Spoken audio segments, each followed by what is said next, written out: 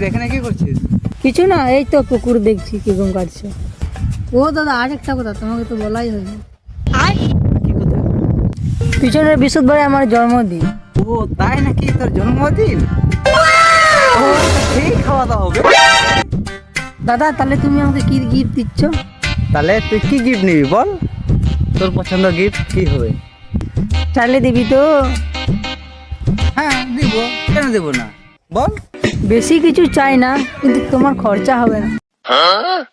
খরচা হবে না তো এখনই বল, এখনই বল। এই ঠান্ডার দিনে তোর বউকে গিফট হিসাবে দিবি। হ্যাঁ এখনই আনছি। वाह क्या मुस्कुराहट है। Thank you. তুই তাহলে পুকুরটা দেখ, আমি তাহলে আনছি।